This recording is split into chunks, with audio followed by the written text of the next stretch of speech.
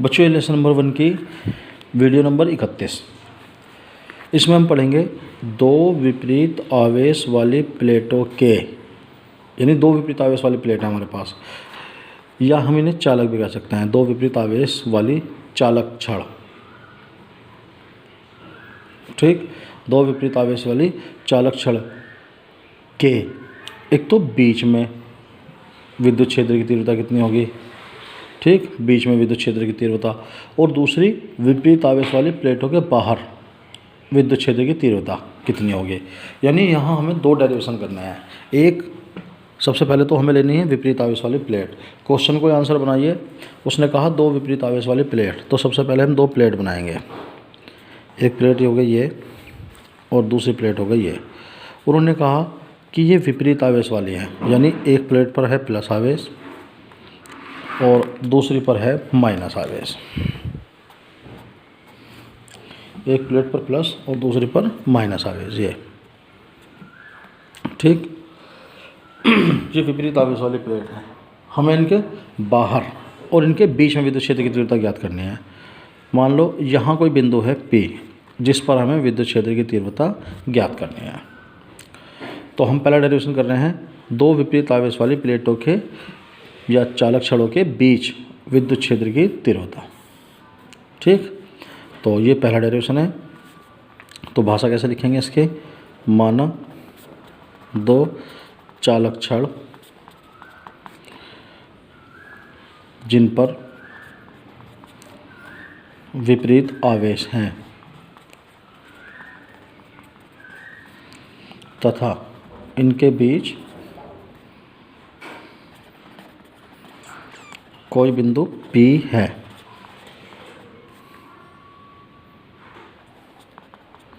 जिस पर दोनों आवेशों के कारण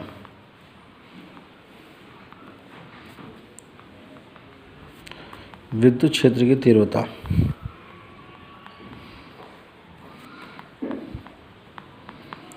ज्ञात करनी है,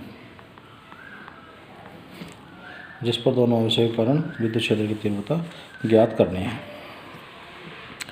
अब देखिए, हम पहले भी पढ़ चुके हैं और मैं बार बार ये बता रहा हूँ कि जब किसी वस्तु पर धनावेश होता है तो उससे बल रेखाएं बाहर निकलती हैं, लेकिन जब किसी वस्तु पर ऋणावेश होता है तो उस पर बल रेखाएं उसके अंदर प्रवेश करती हैं। अब देखिए, यहाँ एक बिंदु है P, तो यहाँ से धनावेशित वस्तु से बल रेखाएं निकलेंगी और वो P की ओर चलेंगी। इनके द्वारा बना विद्युत क्षेत्र होगा E1। माइनस आवेश में विद्युत बल रेखाएं प्रवेश करती हैं, तो माइनस आवेश में बल रेखाएं प्रवेश करेंगी, इनके द्वारा बना विद्युत क्षेत्र होगा E2, ठीक। तो ये हम पहले पढ़ चुके हैं कि समान आवेश वाली छड़ पर केवल एक प्रकार का आवेश होता है, लेकिन विपरीत आवेश वाली छड़ पर अलग अलग आवेश लेने पड़ेंगे हमें, एक प्लस का और एक माइनस का। तो अभी हमने चालक छड़ पर विद्युत क्षेत्र की तीव्रता भी कैलकुलेट किया है, E बराबर सिग्मा अपॉन एप्सिलॉन 0, ठीक। लेकिन जब हम सिंगल सिंगल प्लेट के कारण तीव्रता निकालेंगे तो वो निकलेगी E बराबर सिग्मा अपॉन 2 एप्सिलॉन 0। तो ये जो बिंदु P है, इसको मैं अलग बना रहा हूँ। ये बिंदु P है, इस पर धनावेश के कारण जो विद्युत क्षेत्र की तीव्रता है वो है E1, धन प्लेट से दूर। फिर इसी बिंदु P पर E2 भी इसी दिशा में चल रहा है, ऋण प्लेट की ओर। तो देखिए, तब सूत्र विद्युत क्षेत्र की तीव्रता E बराबर सिग्मा अपॉन 2 एप्सिलॉन नॉट से धन आवेश वाले चालक छड़ के कारण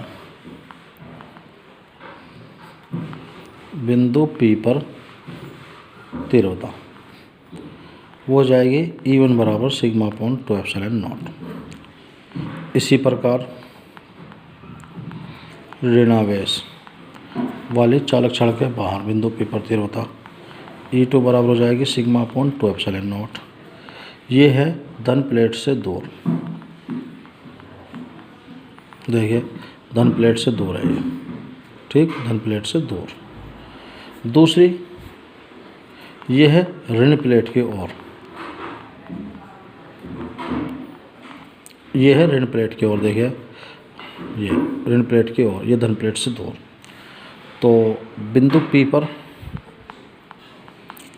E1 व E2 समान दिशा में है, तब E बराबर हो जाएगा E1 plus E2, equation first. समीकरण 1 में मान रखने पर, जब समीकरण 1 में मान रखेंगे तो E इक्वल टू हो जाएगा sigma upon 2 epsilon naught plus sigma upon 2 epsilon naught. इनका योग जब हम करेंगे तो वो आएगा E equal to sigma upon epsilon not.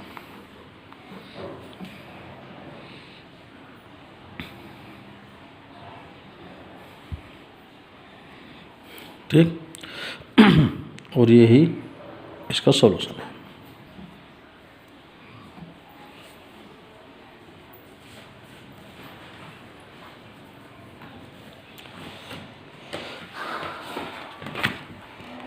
अब दूसरा पढ़ेंगे हम, विपरीत आवेश वाली प्लेटों के बाहर, विपरीत आवेश वाली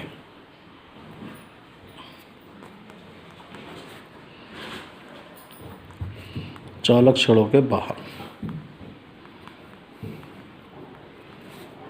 किसी बिंदु पर तीव्रता,